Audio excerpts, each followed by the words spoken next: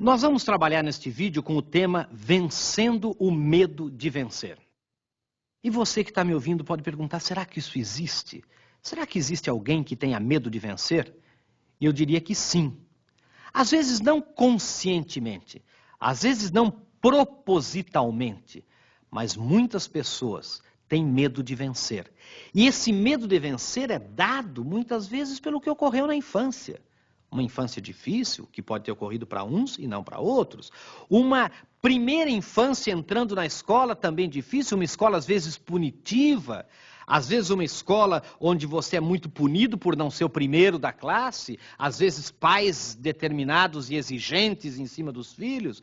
Às vezes, na verdade, na adolescência, quando você não tem aquela namorada que gostaria de ter, ou o namorado que gostaria de ter, é aquele grupo seu que, de certa maneira, pune um pouco você, se você não é o líder, se você não é muito engraçado. E mesmo quando entra no trabalho, as primeiras punições, isso pode acontecer mais para uns, mais para outros, algumas áreas mais fortes para uns, algumas áreas mais fortes para outros, mas na verdade isto vai gerando uma série de fatores impeditivos do sucesso e a gente vai ficando com medo de vencer.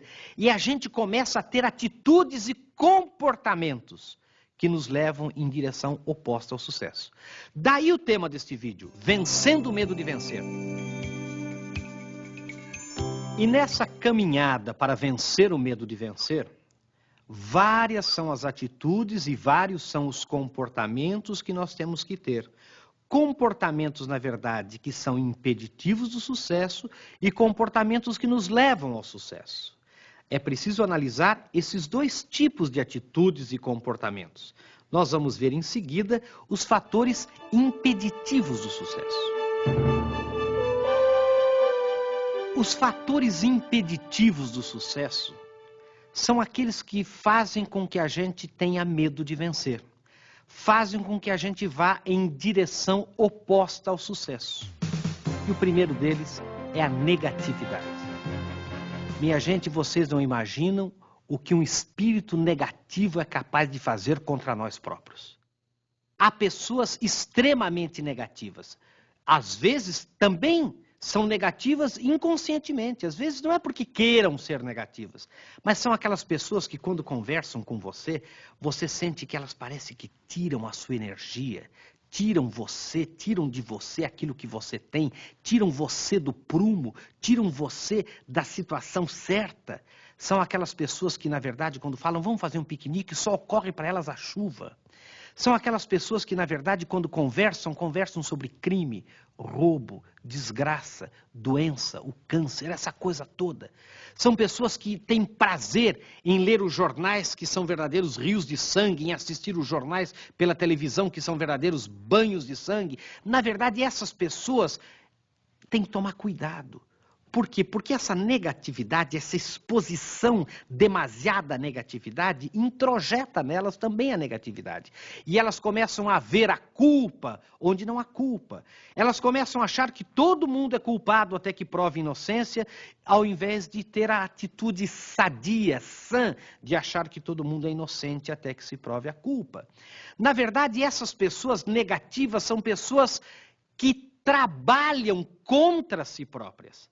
E é preciso que nós pensemos se nós não somos assim, se nós não estamos muito despreocupados e se nós não estamos muito expostos à negatividade. É preciso fugir da negatividade. É, na verdade, ter uma visão positiva, que nós vamos ver depois em seguida. O primeiro fator, portanto, impeditivo do sucesso é a negatividade. O segundo é fazer coisas em direção ao insucesso, como trapacear, mentir, falsear.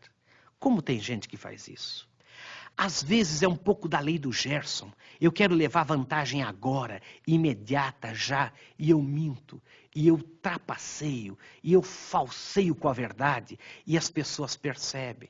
As pessoas percebem pelo nosso olhar, as pessoas percebem pelo nosso tom de voz, as pessoas percebem às vezes pelos nossos poros que nós não estamos falando a verdade. E aí nós vamos em direção ao insucesso. Aí nós vamos em direção ao insucesso porque as pessoas deixam de confiar em nós, deixam de acreditar, de dar crédito para nós próprios. Qual é o terceiro fator? é a indecisão. Gente, hoje em dia é preciso ser decidido. É preciso não ficar em cima do muro. Os chamados muristas, como a gente chama, aqueles que ficam em cima do muro, que nunca decidem para que lado vão descer, que nunca se envolvem, essas pessoas vão em direção ao insucesso. Essas pessoas fazem coisas que dão a elas medo de vencer. Por quê? Porque não se envolvem, porque não se comprometem, porque vivem num processo de indecisão muito forte. Qual é outro fator impeditivo do sucesso, muito parecido com a indecisão? É o medo de correr riscos. Gente, viver hoje é arriscar. Viver hoje é correr riscos. Vejam os nossos funcionários. Quem é o melhor funcionário nosso? É aquele que corre riscos. É aquele que tenta, é aquele que procura acertar. É aquele que às vezes erra.